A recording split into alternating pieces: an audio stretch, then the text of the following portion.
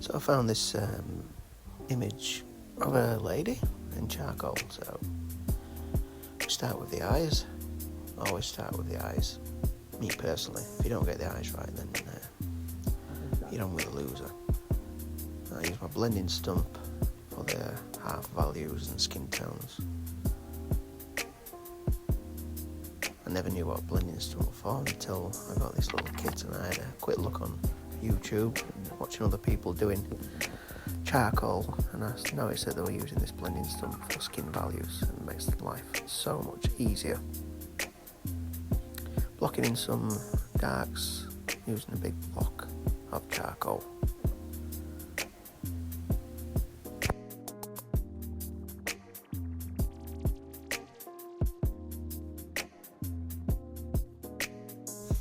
So I'm just framing the face with the hairline. I do go a little bit high. I noticed on reflection that hairline is a little bit higher than the original, but it doesn't really matter, I don't think. It's not going to take away from the drawing. I use the drawing obviously as a reference, but I'm not that bothered if it's 100% accurate. So I'm starting on the nose again. I always start with the dark values first, and then I can use those dark values with a brush or a blending stump just to get the skin tones in. So I'll probably switch. There we go, we've got the blending stump now. Using the blending stump again to get the half values, semitones of the skin. I'm avoiding a few areas because I want to keep them light, because there's a bit of reflection going off on that face. So I'm purposely avoiding certain areas to keep the light.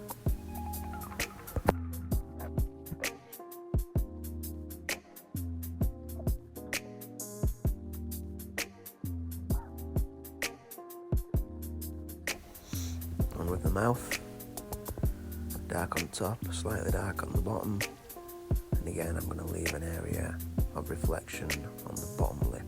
There we go, I'll use a blending stump for that. And again, nipping round, darkening the skin tones up in certain areas using that blending stump. That's what I love about charcoal. It's so easy to use. Once you learn how to utilise the blending stump and the brush, then it's a really fast way of getting good results.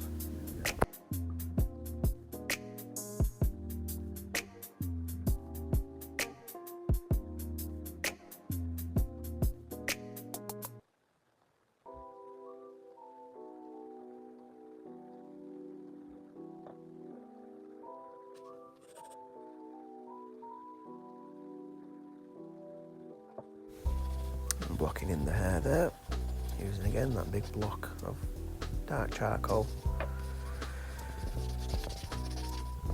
and then I'll use a brush just to soften up that hair as well.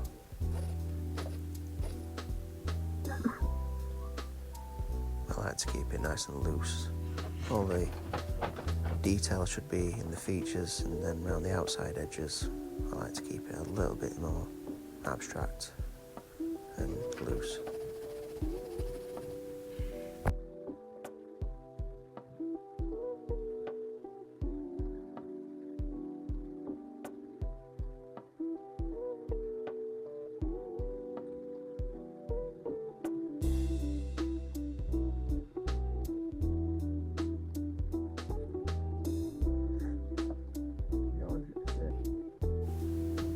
Just using a soft charcoal pencil, nice and light, holding it right on the end, so I'm putting minimum pressure on just for some nice light values to finish off the skin tone.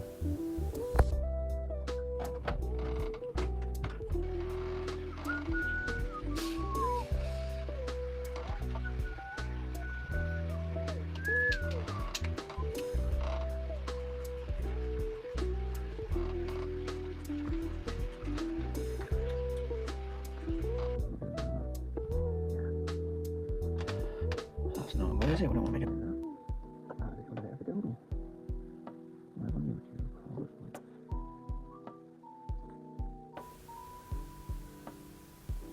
Just added an extra hair strand there. I do like a nice curly piece of hair. Well, I think it adds to the portrait.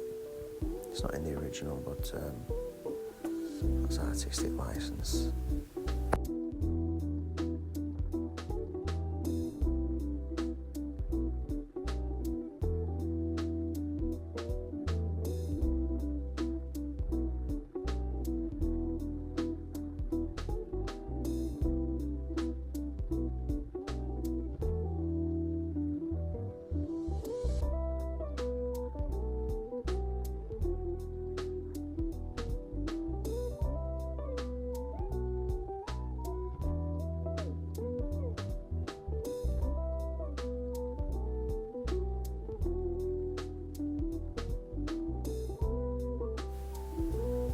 So I'm just making everything a little bit darker now. I like to really push the darks. I would say a dramatic drawing is created by really pushing the darks darker than you think they need to be and then pulling out the lights. So we have a difference between the light and the dark, and obviously we've got the semitones in between.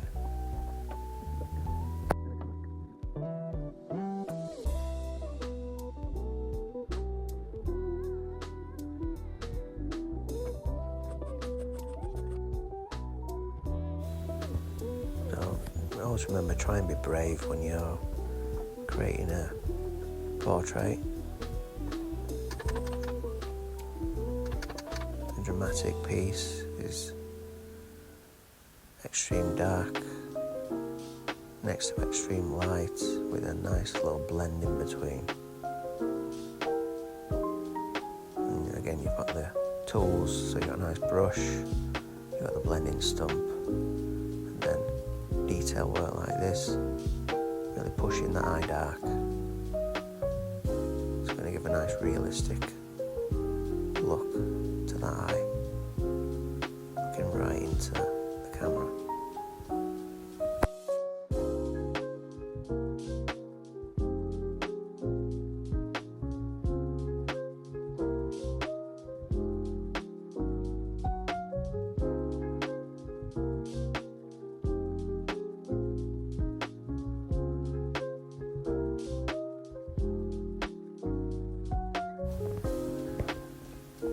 I haven't been using charcoal for that long. I've been using it probably about a year now.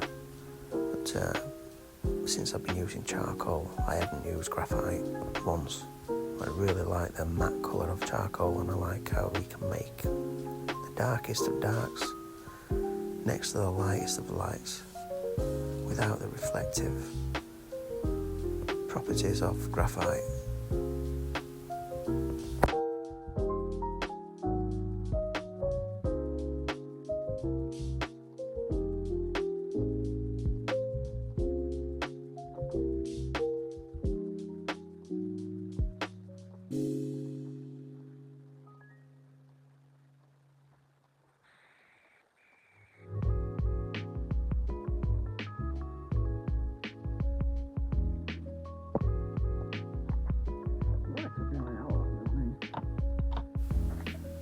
So I think that one's just about complete.